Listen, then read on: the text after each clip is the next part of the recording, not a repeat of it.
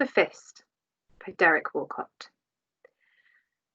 The fist, clenched around my heart, loosens a little, and I gasp brightness, but it tightens again. When have I not loved the pain of love? But this has moved past love to mania. This has the strong clench of the madman. This is the gripping the ledge of unreason before plunging, howling into the abyss. Hold hard then, heart. This way, at least, you live. For today's video, I'm going to spend a little bit of time just walking you through some of the different ways that you might approach poetry from an A-level perspective, and how we make a little bit of a transition between how you might have looked at something at GCSE and how we might open things up to be a bit more detailed, a bit more complex, and a bit more challenging at A-level. Today's poem is The Fist by Derek Walcott, and I'll be using it as an example. Some of you may be familiar with Walcott's work already. His poem Love After Love is on the Love and Relationship section of the GCSE anthology if you studied AQA. If you don't know Derek Walcott poetry, after this, immediately go and look it up. It's beautiful. It's some of the most simple and devastating work that I've ever read. I really enjoy it. So what I'm going to show you today is a different kind of methodology. And when we get to A-level, we want to avoid limiting ourselves to a particular structure or a particular series of stages to go through to analyse a poem. We want to use frameworks later on when it gets to writing about the poetry, but for our thinking, we want to move away from the idea of a series of blocks, point, evidence, explain, zoom paragraphs, or whatever they're called, and instead to think about poetry, imagining ourselves to be a tree with branches and stems and different leaves and shoots and buds and flowers. Sounds really up in the air and a little bit odd, I get you. And also it doesn't help that I can in fact see a tree out of the window, and that's what made me think of it. But the point I'm trying to make is poetry is weird and it doesn't have any rules, and anything can be a poem, I think. And so poets often write with that in mind. So when we try and shoehorn things into a particular, this is my point, this is my evidence, this is my explanation, we kind of lose the beauty and the nuance and the strangeness of poetry as well. So today we're going to look at a questioning method. Imagine that there's not one particular point that you're trying to get to. Rather, you have a series of questions in your mind that you want to ask of the poem and ask of your own response to the poem as well. That should lead to us having a whole spread of different ideas, and from that we pick our best ideas to do our writing. And this way we've got loads more material to think of. I sometimes say to my students, you want to sort of vomit everywhere and then pick through the good stuff, but I'm not sure that we know each other well enough yet for me to use such a disgusting analogy. So what we're going to start off with is a very particular word, and the word that we're going to start off with today is all about intention. Let's have a quick look at this. So we want to think about what is the intention of the poem. So at GCSE, you might have talked about meaning. What does the poet mean? What is the poem about? But the problem with the idea of meaning is that it feels really static and it can isolate the poem by itself. If we think about intention, then we're starting to open up our thinking to consider the fact that there's the poem, the writing, the poet, whose ideas it is and whose experience it is, and of course, the reader, who is then being communicated to. It's very easy sometimes, I think, to just think about the text. But if we talk about intention, what does the poet intend me to think about through this piece of writing? Then we're offering ourselves a lot more material to work with. So when we think about intention, we could be thinking about what is the tone of the poem. It's positive, it's negative, it's enlightening, it's reflective, it tells a story. Is the intention to explore a particular abstract concept? It doesn't necessarily tell us a chronological narrative. Instead, it takes a feeling or emotion. That's the best thing that poets love to do. Is there a sense of personal memory here? Or is there an abstract reflection? I felt this way once, and this is how I feel about it now. So let's look at the poem together, and I'll put it up on the screen for you. And try to do it without a particular focus in your mind, just thinking about what is the intention of this poem. Now, the reason I really like this video as well is because when we join each other in class in September, I hate it when you see a poem for the first time and a student picks up a highlighter and picks up a pen. And I feel like I'm watching them about to pick up a knife and fork and attack a painting. Just let's read the poem together, listen to it, think about it, look at the words on the screen, and not feel like we have to then highlight and annotate straight away. So let's look at the poem again. The fist. The fist clenched round my heart loosens a little, and I gasp brightness, but it tightens again. When have I not loved the pain of love? But this has moved past love to mania. This has the strong clench of the madman. This is the gripping the ledge of unreason before plunging, howling into the abyss. Hold then, heart, this way at least you live. So let's leave it up on the screen, and you can read it back through to yourself as well. And remember, think about, what is the intention of this poem? What's the point of this poem? So it may have been drummed into you at GCSE, again, to look at language straight away, to look for those microscopic details. But let's just think about, how does this poem feel when we hear it and when we read it through to ourselves? Let's take a closer look. Some of the ideas that seem to come up from this poem then is that it's a poem that's about the intensity and the pain of love. Even just the title, The Fist, suggests violence, conflict, constraint, anger. And that's kind of a weird place to start for a love poem. We also think about the idea of this image of the heart, and it seems to be separate from the rest of the body.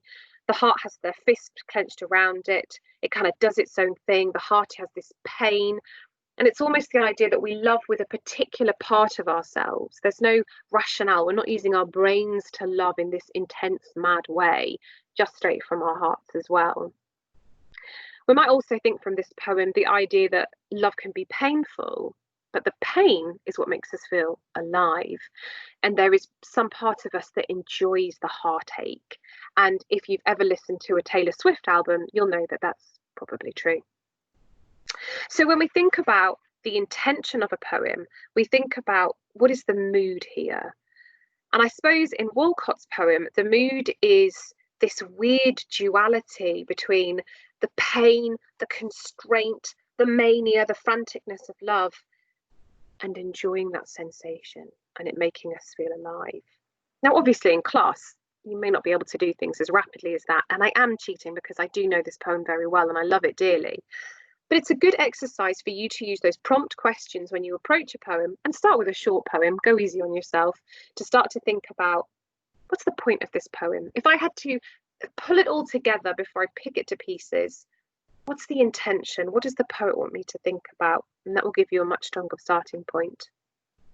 Now, obviously, we then start to think a little bit about language, and we start to think about communicating and how the intention of the poem is communicated to us. So now is the time that we can start to think about language. When we think about the language of the poem, it's really useful, and you'll see this in a moment, to think about voice, the voice of the poem. Rather than shattering the poem into lots of tiny pieces and saying, well, here is a simile and here is a metaphor and here is some alliteration. Those are all perfect terms and we're going to use them. Let's think about what unifies the poem. Who is speaking these words? What do they sound like? What is that sense of character or narrative behind that voice as well? And we can look for what's consistent throughout the poem. And then we can walk back and we can look in more detail about how that's created. So when we start to think about narrative voice, we can start to think about other things like, let's have a look on here, what person the voice is written in: first person, second person, third person. How is a sense of voice created? And that's when our poetic devices come in. And what's significant about the form and structure? Now, a quick word on form and structure. These two terms are not interchangeable. You cannot use form when you mean structure, and you cannot use structure when you mean form. Form is about how the poem looks on the page. Form is about how long the lines are, how long the stanzas are, What punctuation is used? When are there breaks? When is there enjambement? If you were to black out all of the words of a poem, you would still be able to comment on the form. Structure is about order. Structure is about in what order do the things in the poem happen? In what order do I learn about these different ideas? In what order is information revealed to me? They're two very different, distinct things. Don't jumble them up. You can jumble them up a couple of times, but then you must promise me that you're going to learn them.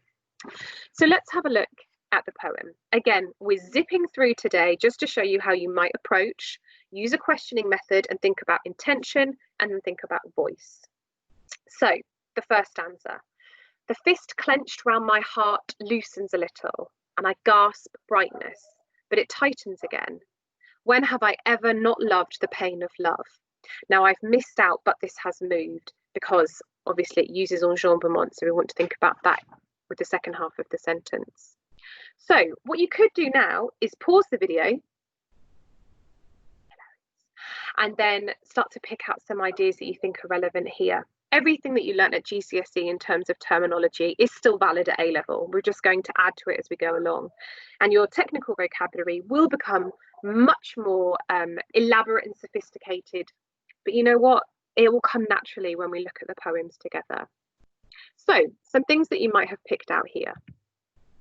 The use of the first person, the fist clenched around my heart, I gasp. It feels much more intense, like we're really having a face-to-face moment and a confessional with the poet. You might have also picked up on the idea of but behind the semicolon, a real change of direction, a gasp brightness, but it tightens again. Semicolon, thinking about form, the use of but and change of direction, thinking about structure. A good example there. This wonderful phrase, I gasp brightness. It's really unusual. And it's a really abstract concept as well, the idea that you could breathe light.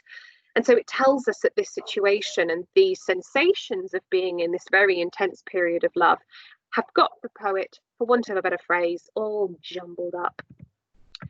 You might have picked up on the idea of enjambement here as well, lots of it throughout the poem, and you have these midline breaks, the comma after little, the semicolon after brightness, the full stop after again. And it's chaotic. It makes the lines, they run on and then they stop and then they change direction. But it also sounds the way that people talk. People don't talk in sentences, people talk in very weird, fragmented, all over the shop ways. Well, I definitely do. And then we finish the first stanza on this wonderful rhetorical question. And although the poet is asking himself, when have I ever not loved the pain of love? I feel like this is one of those moments where he draws the reader in. He's speaking to us as if we know him, and perhaps as if we know ourselves. When have I ever not loved the pain of love? Well, I don't think we know each other well enough for that yet either. Let's have a look at that second stanza then. But this has moved past love to mania. Don't underestimate what happens between the stanzas. And Walcott's poem's a really good example of this sensation of falling, this dramatic movement between the first and second stanza.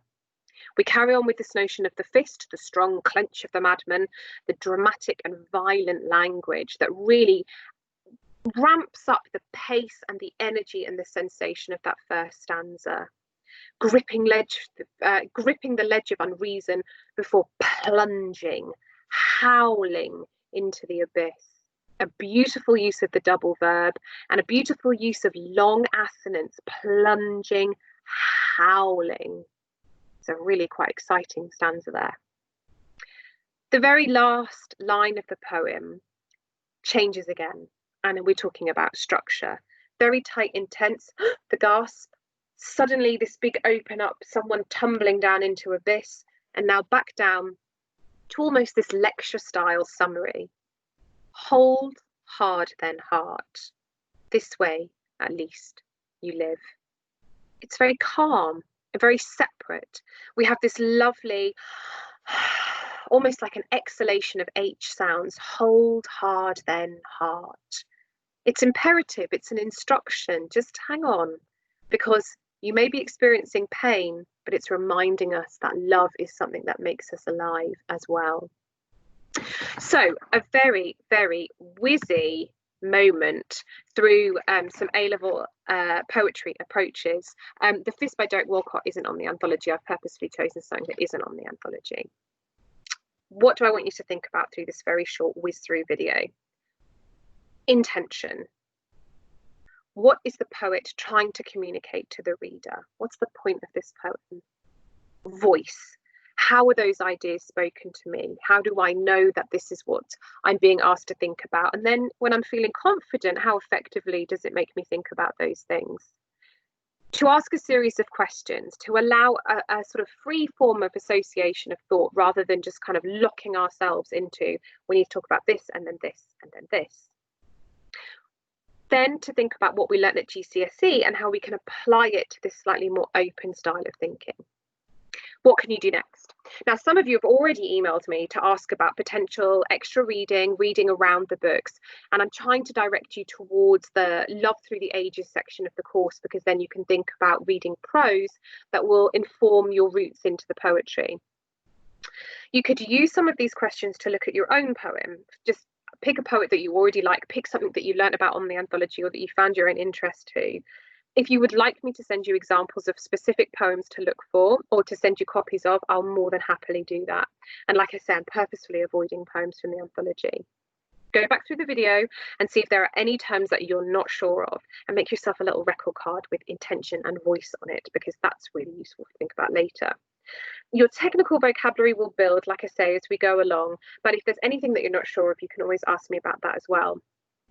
If you're feeling really whizzy and you've got tons of time on your hands, or you want an excuse not to be asked to do any more housework or babysitting or walking the dog, then you could write a response to the poem The Fist by Derek Walcott.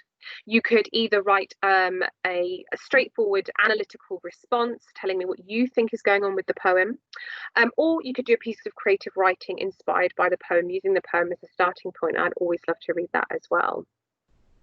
Give yourself 30 minutes to do any piece of writing, and then feel free to email me. My email address is on the previous. Actually, you'll see my email address because I've sent you the link to the video. I'll happily read anything you send me and give you feedback as well.